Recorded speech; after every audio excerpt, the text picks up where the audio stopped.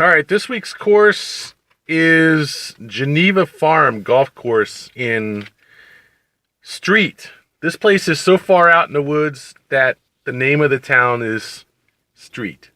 Like, they didn't have an actual name, but they had to fill something, in the state registry of towns, and they were like, well, what's the name of the town? Street. It's in Harford County.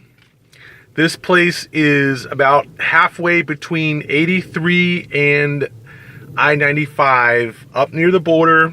It's up there. It's a nice drive, actually. You go past Jarrettsville, and I actually passed another course that I wanted to check out because I don't know if it's private or public or what, but, it's really nice white sand traps and well manicured and everything like that.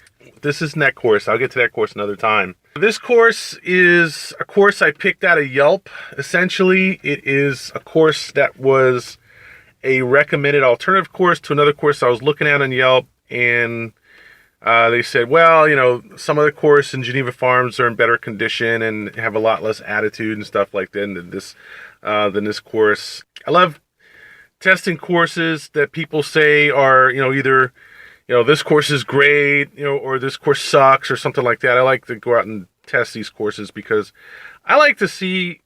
I'm not one of those people that, just takes a review.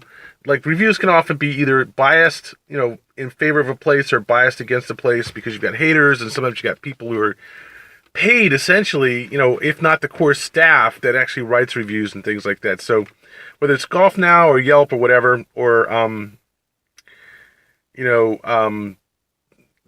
I like, it gives me an incentive to go play a course if it has biased reviews, one way or the other. So this course had biased reviews, and I checked it out, checked out the photos online. Some of the photos looked interesting. So I said, all right, fine, let's go check it out, and drove out there. I didn't think it was that far or that long to get there.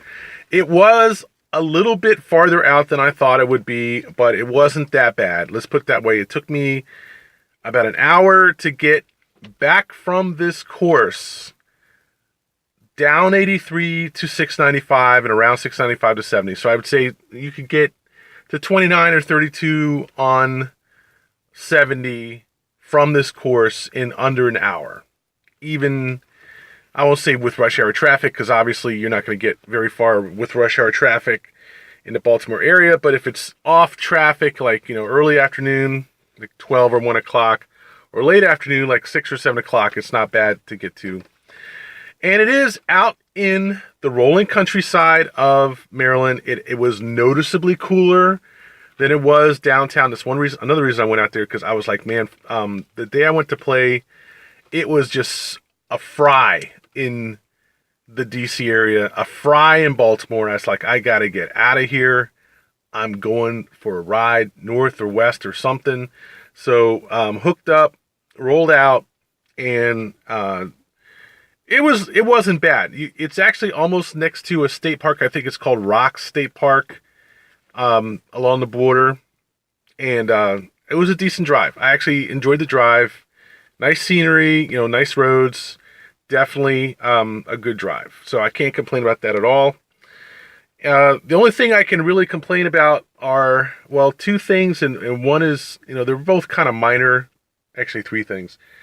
They're minor things that do add up to overall something of a problem. The first is, again, anytime you play a course in farmland or farm country, especially in the summer, bring bug spray. And I knew that I was going to need some bug spray. I just didn't stop to get some. The bugs on this course were a constant mid-level nuisance. If it wasn't the gnats, it was the horseflies. If it wasn't the horseflies, it was the gnats, or the bees, or the wasps, or something. It just constantly you're playing the course and just something flying around, buzzing around my head, buzzing around me when I'm just constantly.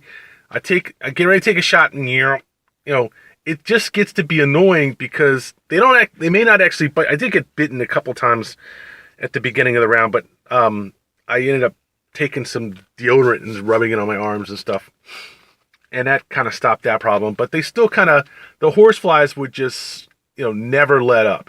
They were just constantly stalking me.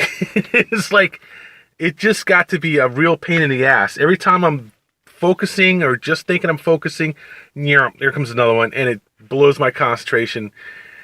The second thing was the course really wasn't in great shape in terms of the fairways or the rough or the greens. Now, the greens, first of all, had about half to somewhere between a quarter to a half of each green was black. Where it shows the dirt that's packed down where the green surface should be, and it had split and dried up and split and stuff like that. But it paradoxically wasn't bad to putt. It was actually okay, maybe a little slow in places because you could see it dried out a little bit, but it wasn't like it was awful. I certainly was able to putt and chip reasonably well in these greens. They were somewhere between dry and firm, decent enough to putt on. I didn't have a problem with putting, despite the fact that the greens were just not in good shape. Another thing, the sand traps were all brown dirt, some with pebbles, some with rocks and stuff. Nothing really great at all, but at the same time, not bad. I mean, they weren't hopeless. It wasn't like you couldn't play them. You couldn't play sand shots. So I wouldn't say that was a problem. The other problem that was more of a problem, and I don't want to get to that yet. Let me just say the fairways were dry and patchy and long, and that was partially because they had actually technically closed the course that day because they were going to do some kind of spraying on the course, and then the spray truck didn't come up, but the course was technically closed. And the guy said, "All right, there's going to be you and maybe one other person out there today, the whole day. Go out. If you want to go out and play, go ahead and have fun out. And they even gave me a discounted rate. I think I paid $40 with a cart to play this course, and it's actually not. It's actually a pretty decent course. The course itself was not the problem. It's actually a decent course in a decent place. It is a little bit of a neighborhood feel to it because on the road that comes to the course, it's not due to the course. It's the course is off a road, and it's just a two-lane road, one lane each direction. Country road that goes up. And it unfortunately cuts the course like a third and two-thirds.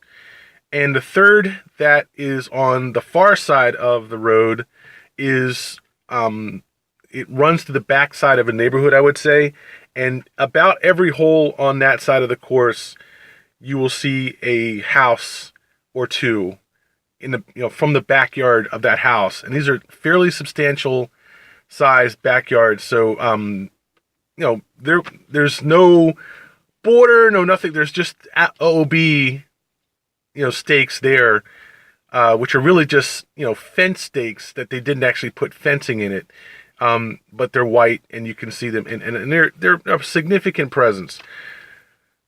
And then there's the cars going, down that road, which passes by a number of greens and a number of tee boxes. So that part was almost as much of a distraction as it was fun to play, but it was a good part of the course. It was fun. The course itself was not the problem. It's got a good layout of dog legs, crescents, uphill, downhill, par threes. None of the par threes from the back tees were over 150, but the fairways were somewhere between 375 and 475 for the par fours, 525 for the par fives. It had a decent amount of length, a decent amount of verticality, and some of the course had a lot of corn, field on the sides, and it had a lot of trees. And I learned quickly on this course that the main thing for this course was to stay out of the trees. Even if you didn't get blocked in behind the tree and you could play back out, they still would almost always block you from a good shot to the green on your second shot. You'd almost always eat strokes. And while you could play from one fairway to another, over the trees, around the trees, or through the trees, it certainly would incentivize trying to play over the trees when you couldn't, and then missing shots, or maybe you could, but if you didn't make it, there's another two strokes right there. So the key thing to this course that you learn fairly quickly is stay away from the trees. Even if it looks like the corn or the field or whatever is a problem, shy away from the trees. You're in the long run, you'll do yourself a big favor. Your only problem is if you can't actually hit straight. And I did run into a problem on this course where it still was hot. It still was baking. It wasn't as hot as downtown, but it still was hot enough for a few holes. And also I was trying to do something with a little bit less loft on my driver and try to hit more solid shots. And I did pull a fair number of drives left, pushed a few right, played a lot of shots out of adjacent fairways, had to take a lot of second and third drives off the tee. Still shot a 105, but I still felt like I had a crappy round. I just really was just struggling. But I shot a 105. On the first side, I picked up 12 strokes in 2 holes and still had a plus 20. Second side was a little bit more even, was missing a lot of fairways, still broke 17. I was actually better on the back than I was in the front. I think I was 12 over on the back. If I was 12 over in the front, I would have easily broken 100. As it was, I was plus 20, plus 12, average plus 17. It was still shot only a 105 because it's a par 70 course. So, no, I think it was a 72. Yeah, it was plus 33 for a 105. It is a par 72. It is a 135 slope course from the blue tees. On some of the holes, the blue tees are about 30 yards back from the whites. On some, they're not far back. There is a fair amount of water on this course. You will find yourself hitting a fair number of par 3s and some par 4s over water. There's a fair amount of uphill. It's a decent course. It really is a decent course. There's a lot of overhangs off the tee, where the trees come off the tee, and you have to be really careful with your shot. There's some really decent holes on this course. The one thing it didn't have that I would say that differentiated from, say, a 145 course is the greens generally were not elevated. There almost were no elevated tees, no swales, except for a couple holes around the green. There were some greens that had rising greens. There were some greens that had swales around the greens and sand traps and stuff. No massive sand traps, not really big swales.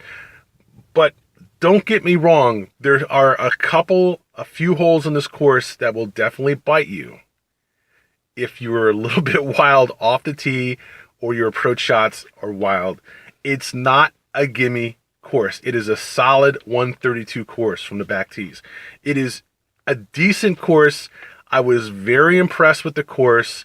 It's just that it was let down in a number of ways. Obviously you had to be careful with your putting. If the greens were all in good position in terms of little sections of the green where there were solid greens, but you still sometimes had to putt over the rough spot and things like that, the dead spots. The fairways quite often were a place because they were spotty fairways and stuff. The rough was decent enough, and the distractions were more or less okay. And it's just, I think if I talk about it too much, I'd really spoil the surprise. It's worth the drive, it's worth the money, and it's worth playing it. This was a solid course to play. It could be in better condition, definitely. And if it was, I would be even more impressed. But as it was, I still think it's a good course. I still would give it a B as it was, in the condition it was. Now, there's a few other letdowns. They didn't have showers. There was just a regular kind of, bathroom with a couple toilet stalls and a sink and stuff. I'm always depressed when I go to a golf course and it doesn't have a changing room, doesn't have showers. I think that's one of the things that any decent course, even public courses, should at least have a changing room, okay? A place where you can reasonably change, sit down and change whatever without having to climb around and lean up against toilets and bathroom walls, things like that. Second thing is it did not have a shower. Again, I think any course that's going to call itself a respectable course should at least have a shower. Just offer your patrons an opportunity to take a shower and change. This course had the generic bathroom, not there, not anything like that.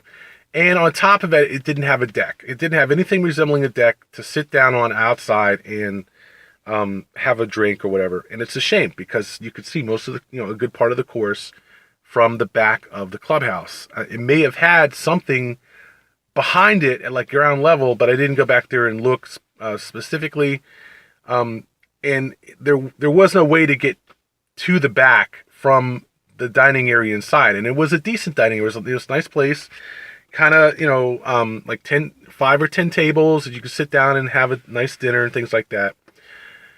So it could have been more, but it wasn't. I'd still give the clubhouse, a C+, B-. It was a decent place, a decent course. I certainly enjoyed the round. I enjoyed the drive. I enjoyed playing it. It was a challenge. It was everything that you'd ever want, or I'd say need. I would say everything that I'd ever need in a course to enjoy it, but not what I'd want. Okay, and it's a question of how greedy you get.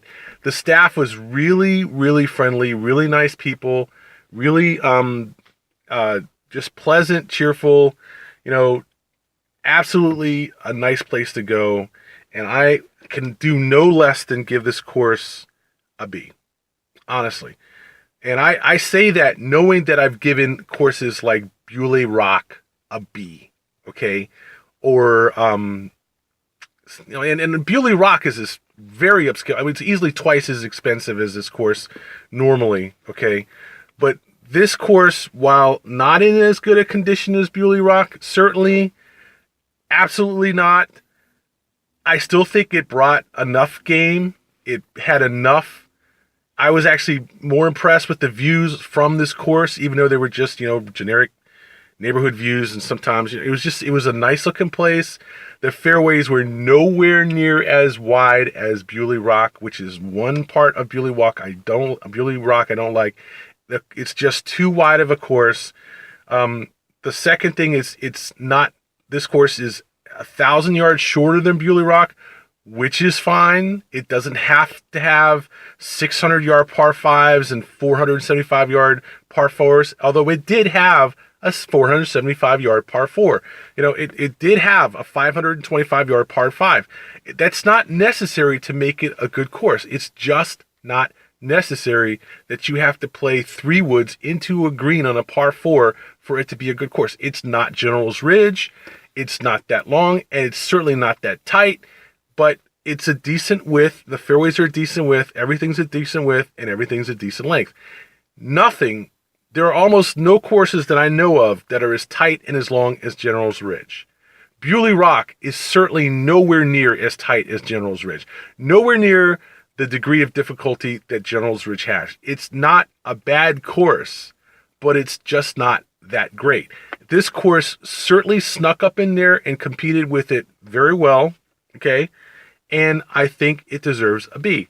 It's really, it's just that simple. I think it's a decent enough course, even with the fact that the greens were, ragged in some places and the fairways were, ragged pretty much throughout, okay, to the point where you're moving your ball around to find grass and hit off it. They're not that bad, and the course is pretty good. So I'm going to give it solid B and be done with it. Geneva Farms Golf Course in Street, Maryland, which is pretty much on the Maryland side of the PA border, and it's halfway between 83 and 95. There, past out there, okay, almost in the mountains, okay, out there. So, past left, northwest of Aberdeen, just keep going. It's out there. Past, east of Greystone, it's out there. But it's a good drive. It's a nice place to go play golf, and I certainly respect this course. The Geneva Farms Golf Course in Harford County, northern Harford County, in a B. Solid B course. Slope 135. I scored a 105, and it was a $40 round. A midday with whatever relevant twilight or whatever, I think I got there at 3:00, whatever relevant twilights and stuff like that you get. And that is, I think, more than enough support for that course, a long enough review, and I hope that you enjoyed it.